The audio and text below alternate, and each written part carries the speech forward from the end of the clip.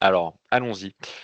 Effectivement, actualité un petit peu, brûlante aujourd'hui sur les actifs numériques. On va dire que l'explication majeure de ce rallye, que nous avons depuis un mois est exactement, depuis un mois d'ailleurs, puisque ce sont les élections américaines du 5 novembre dernier qui ont un petit peu remis le feu aux poudres. Donc, pourquoi d'abord? C'est ce qu'on va voir un petit peu. Les grandes questions aujourd'hui qu'on a, c'est: est-ce que c'est pas un petit peu trop tard? Est-ce que c'est pas un petit peu trop cher? Quelle stratégie adopter? Et cetera. Est-ce qu'il vaut mieux pas attendre un petit peu? Tout ça, c'est ce qu'on va essayer de voir ensemble, si j'arrive à retirer ça. Et pareil, n'hésitez pas à poser vos questions dans le chat et me ferait un plaisir de pouvoir y répondre. La manière dont j'aime aborder ce sujet, c'est de faire d'abord un petit tour dans le passé pour comprendre comment est-ce qu'aujourd'hui on a pu arriver sur des valorisations.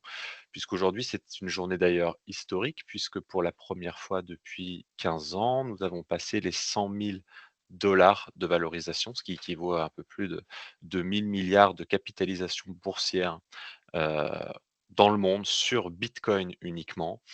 Est-ce que c'est trop? Est-ce que c'est pas assez? Tout ça, c'est des choses qui sont compliquées un petit peu à comprendre et donc pour savoir pourquoi est-ce qu'on en est là aujourd'hui, l'idée c'est, de comprendre comment la monnaie a évolué et on retrouve d'une manière générale, 7e siècle avant Jésus-Christ, les premières apparitions d'échanges, de traces de monnaie, et puis avec l'expansion des cités-États est apparu un premier concept très fort que l'on retrouve dans Bitcoin et dans la technologie de la blockchain, qui est les tiers de confiance. Tout simplement avec l'expansion des cités-États et l'augmentation du commerce entre les marchands, les nobles de ces cités, est né le métier de changeur. C'est-à-dire qu'il a fallu pouvoir faire le change entre les différentes monnaies de ces cités-États et est donc apparu entre une transaction, entre une personne A et B, une personne qui est venue se mettre, comme un validateur de cette transaction afin d'assurer le cours, typiquement pour ce qui est le cas d'échangeur, entre une personne A et une personne B. L'idée, c'est que généralement dans une transaction, on a toujours ce qu'on appelle une asymétrie de l'information, c'est-à-dire que le vendeur a généralement plus d'informations que, l'acheteur qui lui ne possédait pas le bien. Donc le vendeur a une meilleure connaissance de la valorisation réelle de l'actif qu'il est en train de céder. L'apparition d'un tiers de confiance entre, une personne A et une personne B pour réaliser cette transaction permet, d'une certaine manière, de pouvoir rééquilibrer un petit peu la transaction.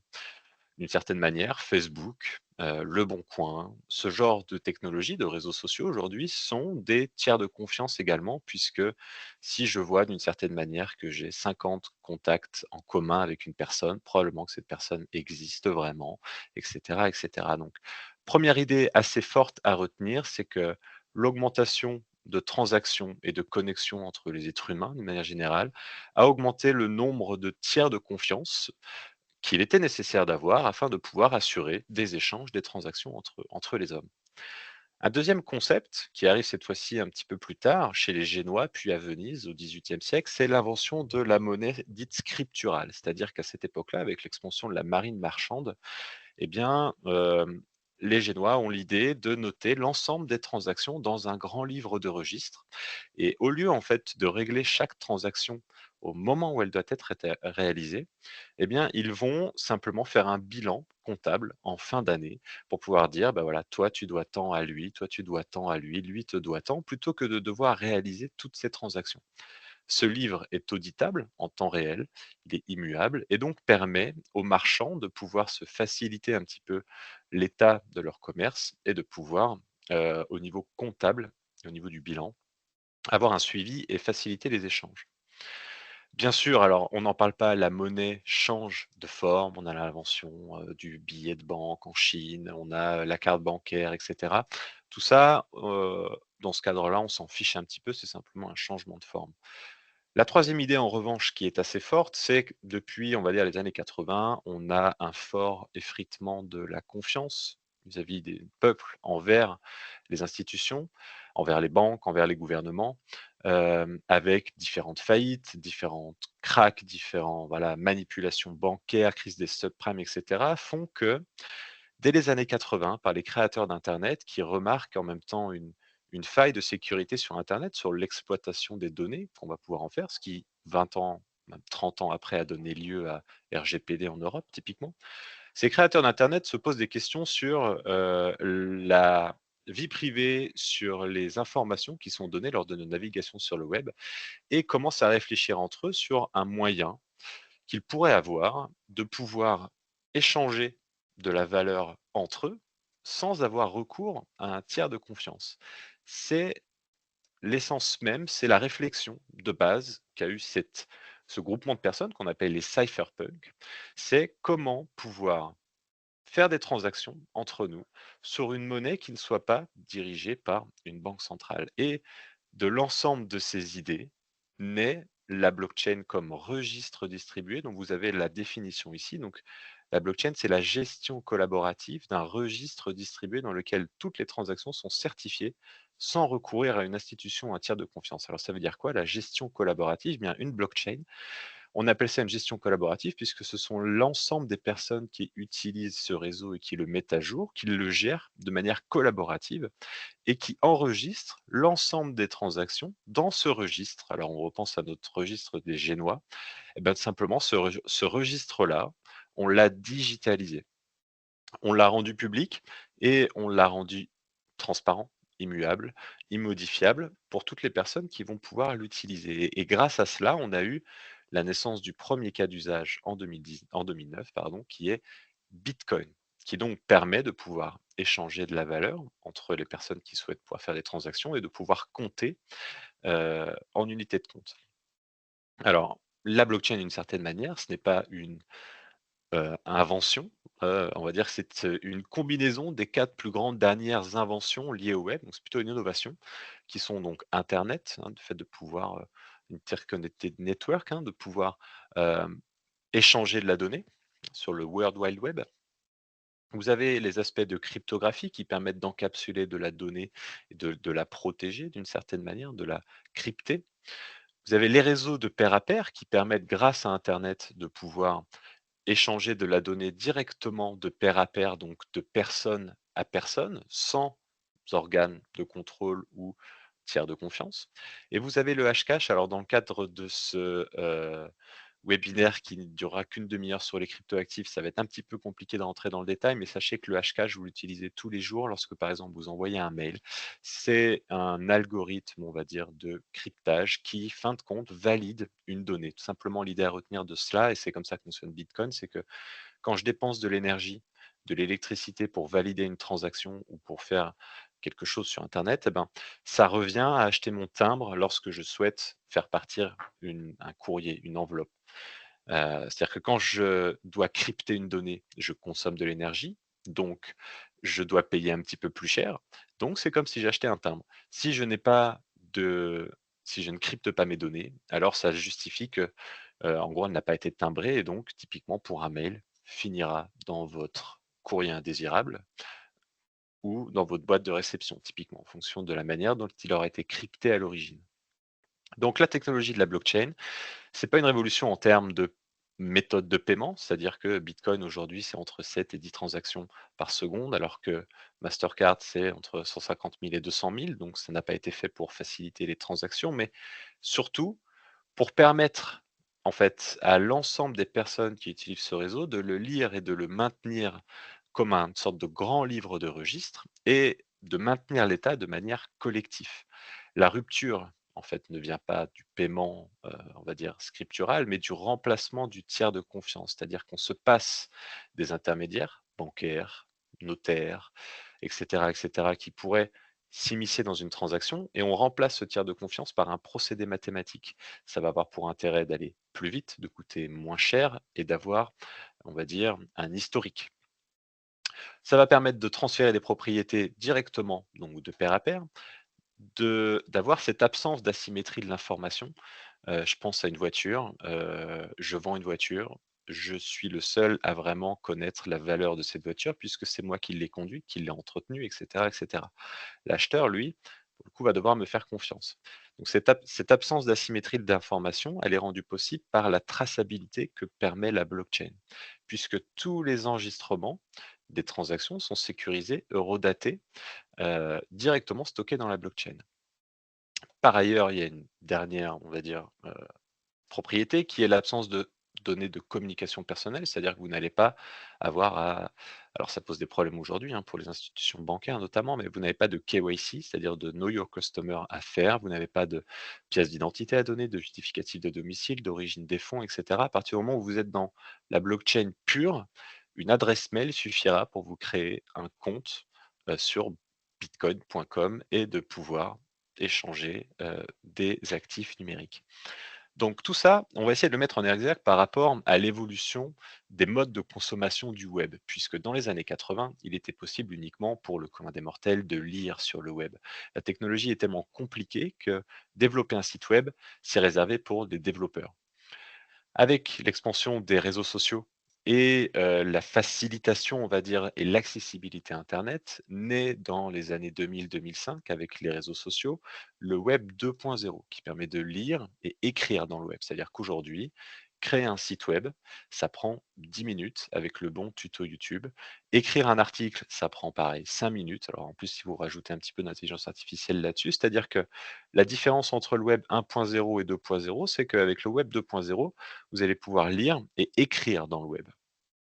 Avec la blockchain, une des révolutions est que on vous permet de posséder dans le web. C'est-à-dire que je vais toujours pouvoir lire, écrire de l'information, mais je vais aussi pouvoir prouver de l'authenticité d'un titre de propriété d'un bien digital.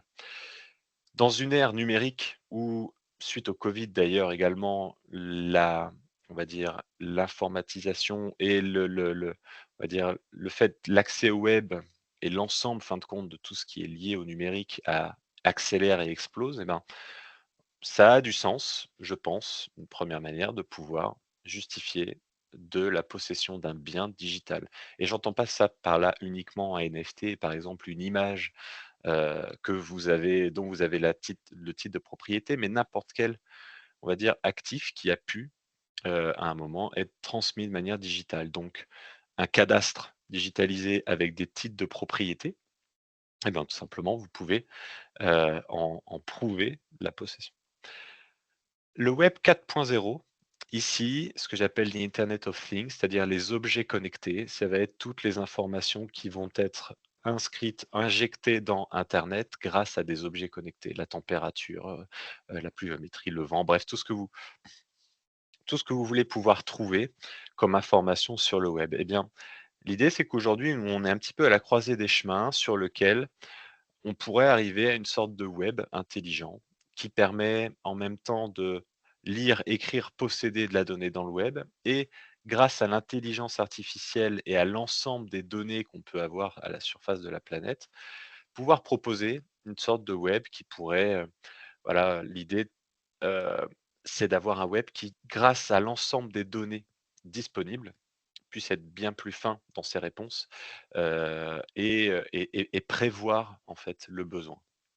Donc tout ça pour dire que les modes de consommation d'internet évoluent aujourd'hui et qu'environ 30 des jeunes Français de moins de 25 ans possèdent aujourd'hui des actifs numériques et qu'une fois qu'une technologie, c'est ma vision, mais une fois qu'une technologie est adoptée par une génération, généralement, ils ne la quittent plus. Donc ça, c'est un premier élément. Si on compare un petit peu ça à l'économie nationale, eh ben, la monnaie, l'euro que l'on connaît, est remplacée ici par des jetons. Alors, on peut appeler ça des jetons, ça peut prendre différents noms, c'est pas trop le sujet, mais en tout cas, des actifs numériques. Cette monnaie est utilisée par des citoyens, eh bien là, ça va être exactement la même chose. C'est des utilisateurs qui vont utiliser ce genre de crypto-monnaies. Aujourd'hui, vous pouvez acheter, des Rolex, Ferrari, tout ça, ce sont des sociétés qui acceptent Bitcoin. Boeing accepte les paiements également en crypto-monnaie et cetera. Enfin, en tout cas, aujourd'hui, ça devient de plus en plus courant. En revanche, attention, ça pose des quelques problématiques au niveau fiscal en France. On en parlera juste après. Cette monnaie est déterminée par des règles déterminées par la loi. Là, ici, c'est un protocole informatique. Ces lois sont rédigées par le législateur, eh bien, dans l'écosystème des actifs numériques, ce sont les programmeurs informatiques. L'ensemble des transactions sont organisées à travers un système de comptes. Alors, vous avez des grandes sociétés comme Clearstream, Eurostream ou directement chez les banques, hein. Eh bien là, ce sera directement organisé dans la blockchain. Ce sont les banques qui mettent à jour ce système de compte. Eh bien, dans les actifs numériques, on va parler de mineurs. Ce sont les personnes qui vont donc valider les transactions. Qu'est-ce que c'est un mineur? De manière très simple, c'est une personne qui, vous l'avez compris, valider des transactions, mettre à jour une blockchain, c'est en gros dépenser un petit peu d'énergie, c'est-à-dire que je vais donner de la puissance de calcul pour crypter des données et faire tout un tas de choses. Et ben, faire cela, ça consomme de l'électricité. Et donc, pour me rémunérer pour ce travail de sécurisation du réseau, d'inscription des transactions et mes dépenses, mes charges en fait, qui sont mon électricité, je suis rémunéré dans la crypto-monnaie sous-jacente que je vais miner, donc que je vais mettre à jour. Et donc c'est grâce à ça qu'on va avoir un réseau qui a du sens, puisqu'en fait il y a trois acteurs majeurs dans une blockchain. Ce sont les développeurs informatiques qui la mettent à jour, qui la maintiennent, etc. Les mineurs qui mettent à jour les transactions et qui font en fait mettre à jour le réseau, hein. Je ne parle pas du code, hein, pour les développeurs, c'est bien juste uniquement le code. Et vous avez les utilisateurs. Et bien, ce triptyque, c'est la pierre angulaire du succès d'une blockchain, puisque les trois acteurs doivent avoir un rôle à jouer. Bon, Bitcoin, pour le coup, on va pas y passer trop de temps aujourd'hui, performance assez exceptionnelle. Ça ne veut pas dire qu'aujourd'hui, on ne va pas retomber sur des niveaux qu'on a pu connaître par avant. Toute performance passée préjuge pas de performance future. Seulement aujourd'hui, il y a quand même un intérêt assez fort des institutionnels qui pénètrent ce marché très fortement et qui, pour le coup, je pense, ne vont pas avoir les mêmes positions en termes de durée d'investissement que les retail. C'est-à-dire qu'il faut bien voir qu'à l'origine, ce marché des actifs numériques était purement de particuliers. C'est que depuis cette année, hein, depuis début 2024, qu'on a BlackRock qui a lancé un ETF sur Bitcoin.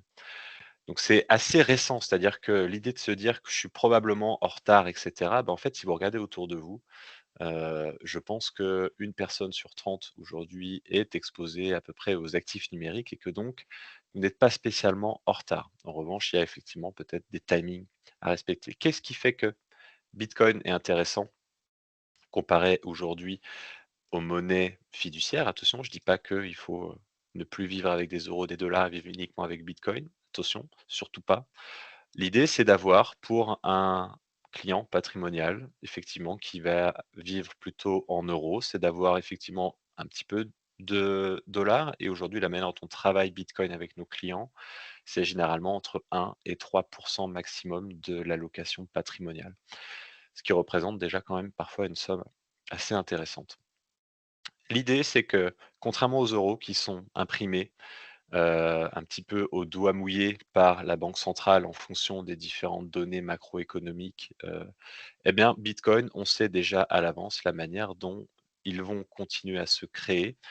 Tout ça est inscrit dans un code et ne va pas pouvoir être modifié par un Jérôme Powell, une Christine Lagarde, et cetera. Il y en aura que 21 millions au maximum de bitcoin. On va dire que c'est, ce qui en fait, sa rareté et c'est ce qui en fait aujourd'hui que, en fait, 8 000 pratiquement d'habitants sur terre, à peu près plus de 100 millions de millionnaires, sur la planète et en fait, ce rapport-là fait que avec une demande au moins constante, on a une réserve qui se crée de moins en moins vite et donc un prix qui forcément, mathématiquement, est poussé à la hausse. La condition sine qua non à ce que ce prix continue d'être à la hausse, c'est qu'on ait une demande qui soit croissante. À partir du moment où on a une demande de Bitcoin qui va être décroissante de la part des investisseurs, vous avez beau avoir une réserve qui est limitée, si vous en voulez de moins en moins, on aura un prix qui, je pense, n'évoluera plus. Donc Bitcoin, pour moi, c'est quoi? Dans 15 ans, soit ça vaut zéro, soit ça vaut plusieurs centaines de milliers, peut-être millions de dollars. Pourquoi je dis millions? Aujourd'hui, comme je vous disais, on est à peu près à 2 000 milliards de market cap. L'or, c'est 9 000 milliards. Les actions, c'est 100 000 milliards. Les obligations, c'est à peu près plus au niveau global, hein, sur la planète. Ça laisse à penser qu'il y reste encore un pick-up, on va dire, sur Bitcoin. En revanche, à combien de temps? Est-ce qu'on va repasser par un 50 000, par un 15 000? Tout ça, c'est des choses qui sont à prendre en compte puisque le conseil principal que je pourrais donner, c'est d'investir l'argent que vous êtes prêt à perdre. Alors, c'est un petit peu contre-intuitif, mais malheureusement, aujourd'hui, Bitcoin, comparé à l'or ou comparé justement à la forêt, qui sont des actifs que l'on connaît bien, que l'on maîtrise, Bitcoin, ça reste un projet. On ne sait pas encore exactement où est-ce qu'on va aller comparé clairement à certains actifs beaucoup plus robuste en termes d'historique, on va dire. Donc c'est absolument à prendre en compte.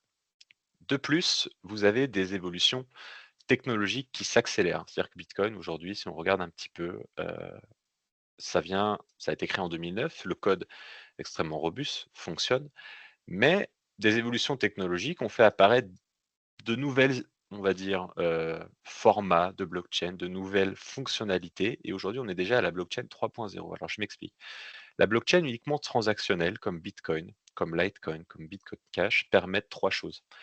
Le paiement interbancaire, sécurisé, de pair à pair, rapide, avec un système de paiement en unité de compte et une réserve de valeur. En 2014 sont apparus ce qu'on appelle les smart contracts, c'est-à-dire que la blockchain permet maintenant de développer des applications sur des réseaux blockchain dont les clauses, en fait, des contrats juridiques vont s'exécuter automatiquement. Je m'explique. Si aujourd'hui je veux faire un Airbnb sur la blockchain, c'est possible. Aujourd'hui, on a Airbnb, on a le loueur, celui qui loue le bien, et on a Airbnb qui est au milieu, qui assure que la transaction se passe bien et qui va avoir, en gros, un cadre juridique en fonction de différents événements qui pourraient arriver durant, la le service, hein, en fait. Bien là, il faut imaginer que Airbnb a été écarté et que, fin de compte, celui qui va, faire l'arbitrage entre le loueur, le loué et cetera, ça va être un contrat intelligent. Donc un contrat qui va s'exécuter automatiquement. Ça va avoir pour effet de coûter beaucoup moins cher. Ça va avoir pour effet que la valeur de cet échange ne sera pas captée par Airbnb, mais par le loueur et par le loué. En revanche, ça pose aujourd'hui d'autres problématiques puisque, légalement aujourd'hui, heu, il faut pouvoir justifier. S'il y a une erreur sur le smart contract, que certaines clauses ne se déclenchent pas au moment où elles auraient dû être déclenchées, où est la responsabilité? Est-ce que c'est la responsabilité du développeur? Est-ce que c'est la responsabilité de la personne qui a utilisé le smart contract? Et cetera, et cetera. Les premiers à s'être emparés de ce système-là, ce sont bien sûr les banques, la finance, puisqu'imaginez pouvoir, automatiser l'ensemble des lancements de produits financiers qui coûtent à la base extrêmement cher. Eh ben, tout de suite la finance s'en est servie et puis aujourd'hui, les smart contracts peuvent être appliqués à l'ensemble des secteurs, la santé, les arts, la littérature, l'immobilier et cetera, et cetera. Toutes ces innovations, on va dire technologiques, créent généralement des bulles, hein, on ne peut pas appeler ça autrement. Heu, la première, on va dire 2013, c'est Bitcoin commence à être découverte au grand public, donc les blockchains 1.0. En l'espace de quelques mois, Bitcoin fait plus 887 avant de retomber et de faire à peu près moins 50. La deuxième, la crise des ICO, celle dont on parle justement ici, hein, vous pourrez voir qu'à chaque fois, on est sur les mêmes timings d'innovation technologique. Donc la crise des ICO, justement, de ces smart contracts, tout le monde commence à découvrir tout ce qu'on va pouvoir faire avec tout ça. C'est un peu comme la crise internet, de la bulle internet de 2000, c'est-à-dire qu'il suffisait de rajouter .com, à la fin de sa société pour obtenir des valorisations en bourse assez extrêmes. Bah, là, il suffisait de dire que la blockchain fasse des smart contracts pour qu'on ait des valorisations un petit peu extrêmes. Donc, Bitcoin fait pratiquement plus 2000 également en quelques mois, avant de retomber encore un petit peu comme un soufflet. En 2021, on a cette fois-ci la crise des NFT, donc cette technologie qui est un nouveau format de smart contract. On voit encore l'immensité des choses qu'on va pouvoir faire avec, mais pas encore réellement, la valeur qu'on va pouvoir en tirer. Et en fait, ce genre de choses se répète environ tous les 3-4 ans sur des innovations technologiques. Donc on peut parler de cycle si on se base sur les performances passées. Attention, on ne sait jamais de quoi peut être fait le futur. La grosse différence qu'on a aujourd'hui, comme je le disais, c'est que maintenant, on a des institutionnels qui, eux, déversent des quantités assez astronomiques de liquidités sur ces marchés et peuvent tenir des positions qui chutent, par exemple comme celle-ci, où vous êtes à 70, vous passez à 15 en quelques mois. Un investisseur particulier à 75, ça c'est la statistique française, vend à perte dans ces moments-là. Alors qu'à ces moments-là, eh ben, ce sont les institutionnels qui, eux, rachètent puisqu'ils ont les reins assez solides pour le faire. Ce qui est étrange et antinomique, c'est qu'aujourd'hui, Bitcoin est au plus cher, plus de 100 000 euros. Ça veut dire que toutes les personnes qui ont investi dans Bitcoin sont à la monnaie. C'est-à-dire que j'ai investi dans Bitcoin, je n'ai pas vendu. Peu importe si j'ai acheté au plus haut, j'ai pas perdu d'argent, puisqu'aujourd'hui on est au plus haut jamais existé. La statistique, en revanche, c'est que 60% des épargnants français ont perdu de l'argent en investissant dans Bitcoin. Ça montre bien qu'on a une problématique de compréhension des durées d'investissement et du risque pris, et parfois un petit peu trop d'opportunisme sur ce genre de marché. Bon, on va pas vraiment avoir le temps de passer, ça en revue. Sachez juste que toutes ces innovations technologiques apportent différents formats de jetons. Chez Crypto Patrimoine, on en a listé 6 grandes familles. On peut en comparer plus, voilà, ça, on va dire, il n'y a pas de théorie, appliquée aujourd'hui encore là-dessus. Ça évolue, c'est une pierre en mouvement. Ce que je peux vous dire aujourd'hui peut être faux dans 5 ans. Donc voilà, c'est des choses qui d'ailleurs en font, toute cette matière assez passionnante. Pour ceux qui se disent: «Je suis probablement arrivé trop tard, qu'est-ce que je dois faire? Est-ce que c'est pas un peu cher?» Si on regarde un petit peu dans le temps, une personne qui vous dirait: «Moi je suis une rockstar des cryptos, j'ai investi en 2012-2013», OK. S'il a investi sur autre chose que, bon et récemment XRP, mais bon, s'il a investi sur autre chose que ce top 3 à ce moment-là, il a tout perdu. Puisqu'aujourd'hui, aucune de ces crypto-monnaies existe encore et sont dans le top 100 ou même genre 200. S'il investit en 2017, on a quelques noms qui existent encore, mais la plupart ne valent plus rien. S'il y en a une seule qui est en top du classement depuis le début, c'est Bitcoin. Donc, pour moi, le premier investissement à faire lorsqu'on souhaite s'initier à ce marché-là, c'est de commencer par construire un portefeuille cœur avec, si on a une qui doit être là dans 10-15 ans, c'est Bitcoin.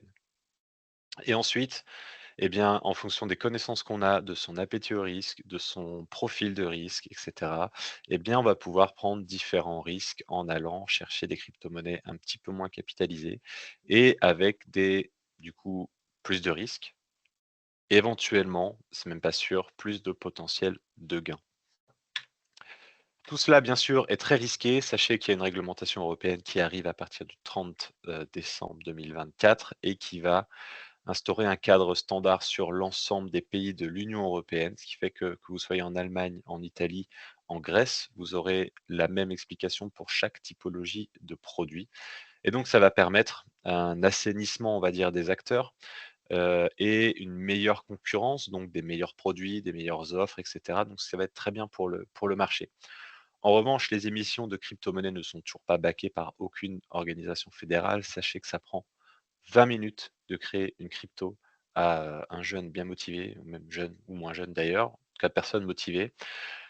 Donc, très facile de créer des arnaques. J'en ai à peu près une personne, genre surtout en ce moment, c'est une personne par semaine qui me contacte parce qu'elle a subi, ou elle est en train de vivre une arnaque. Il y a également de grands risques de concentration. Aujourd'hui, Bitcoin, 80 des bitcoins sont détenus par 0,033 des portefeuilles. Portefeuilles qui se comptent en plusieurs dizaines de millions aujourd'hui. Donc, il y a de très gros portefeuilles. Heu Ça peut créer de grands mouvements à la hausse comme à la baisse. Il faut absolument garder ça en tête. Typiquement, MicroStrategy, qui est une société historique, possède à peu près 210 000 bitcoins sur ces 19 500 000 qui existent aujourd'hui. BlackRock, en un an, est passé premier détenteur. Ils en ont à peu près 250 000, il me semble. L'État américain souhaite en posséder 5 de la réserve totale. Bref, ce que je veux dire par là, c'est qu'il n'y en aura pas pour tout le monde et que aujourd'hui, eh bien, même si on est au plus cher, ma vision, c'est qu'à 10 ans, on est probablement encore sur un actif peu cher. Si vous souhaitez vendre, faire du trading, doubler votre mise à 6 mois, c'est pas sur Bitcoin qu'il faut aller et c'est clairement pas sur les crypto-monnaies non plus qu'il faut aller puisque vous serez probablement déçu. Les moyens pour s'y exposer, on va faire ça assez rapidement. Aujourd'hui, on commence à en avoir plusieurs. Faudra pas hésiter à nous contacter si vous avez des questions là-dessus. Via les marchés réglementés, vous avez des ETF sur la thématique. Donc là, vous allez avoir une sensibilité entre 60-80 à Bitcoin généralement. Mais vous allez pouvoir loger ça dans des comptes titres, voire assurance vie. On ne sait jamais, peut-être bientôt. Vous avez même donc des ETF maintenant spot, c'est-à-dire que vous serez 100 lié à la performance de Bitcoin ou via des sociétés cotées, si vous souhaitez, donc PEA compte titre, ça peut marcher. Il y a les marchés réglementés aussi sur des produits dérivés, futures options. On est sur des produits ici plutôt complexes et risqués, donc qui ne s'adressent pas à tout le monde. Et produits structurés sur lesquels vous pouvez avoir des cotations pour des capitales garantis ou protégés. Ça peut être assez intéressant dans certains cas, soit pour des stratégies de couverture également. Via la blockchain, bien sûr, en direct, donc en se créant un compte sur une plateforme, d'échange ou directement via la blockchain ou par, ici, un produit que nous venons de sortir qui est un produit de stratégie de détention par réplication. Donc vous allez pouvoir détenir des actifs numériques. Je suis le gérant de cette stratégie que nous faisons en partenariat avec Tilvest. Le dépositaire est Binance et donc ça permet pour des particuliers à partir de 10 000 € de pouvoir bénéficier donc de la gestion d'une société pour nous. Alors ça doit faire depuis 2019 aujourd'hui qu'on est sur ce marché-là et moi personnellement depuis 2016. Donc voilà, quelques quand même pour les particuliers assez intéressant de pouvoir bénéficier de tout ça. Un aspect intéressant qui, je pense, révolutionnera probablement la manière dont les marchés risquent de fonctionner dans les prochaines années, c'est la tokenisation d'actifs. Aujourd'hui, même si la blockchain ne peut pas être mise partout, certains actifs ont des problématiques de liquidité, d'accessibilité, et cetera. Eh bien, en on peut aujourd'hui tokeniser ces actifs, donc une action, une part d'immobilier, des commodities, donc de l'or, du pétrole, de l'art, et cetera. On peut maintenant les tokeniser et créer leur pendant sur la blockchain. Par exemple, dans l'immobilier, ça va permettre aujourd'hui, à partir de 50 € de pouvoir s'exposer au marché US, au marché asiatique, au marché africain, au marché, sud-américain, depuis Paris, à partir de 50 €. Avoir une liquidité du marché secondaire qui est permis grâce à la blockchain, hein, et au nombre d'acheteurs, en fin de compte, de ces réseaux internationaux. Hem Et vous allez pouvoir faire ça depuis Paris, tout simplement. Donc c'est quelque chose qui aujourd'hui est possible uniquement par la blockchain et n'existe pas, n'a pas son pendant dans les marchés réglementés. Il y a d'autres produits comme ça, on va pas avoir le temps d'entrer dans le détail, mais qui sont possibles uniquement grâce à cette technologie de la blockchain et c'est très intéressant. Dernière chose, tout cela aujourd'hui est quand même assez peu réglementé, assez peu encadré au niveau, on va dire, pas fiscal, parce que vous savez qu'en France, on est les meilleurs pour fiscaliser, surtout en ce moment, mais par les notaires, plutôt les acteurs qui ne sont pas encore tout à fait prêts, à gérer ce genre de choses. C'est-à-dire qu'aujourd'hui, si je détiens des actifs numériques sur une clé et que je la détiens moi-même, s'il m'arrive quelque chose que personne n'a été mis au courant, bah, je risque de tout perdre. Contrairement à mon banquier où malheureusement s'il m'arrive quelque chose, il y a des process qui sont écrits et qui vont pouvoir être mis en place pour faire de la succession ou même de la donation et cetera. Aujourd'hui, le seul moyen qu'on a avec les actifs numériques, c'est absolument de prévoir. Votre notaire n'a pas le droit de détenir vos actifs numériques, puisqu'il n'a pas la technologie nécessaire, à moins qu'il soit PSAN, heu, mais voilà, donc tout ça, il est absolument important de prévoir. Je rentrerai pas dans le détail sur ce qu'on fait, voilà, n'hésitez surtout pas à nous contacter si vous avez des questions, crypto-patrimoine.fr et sur les réseaux sociaux également.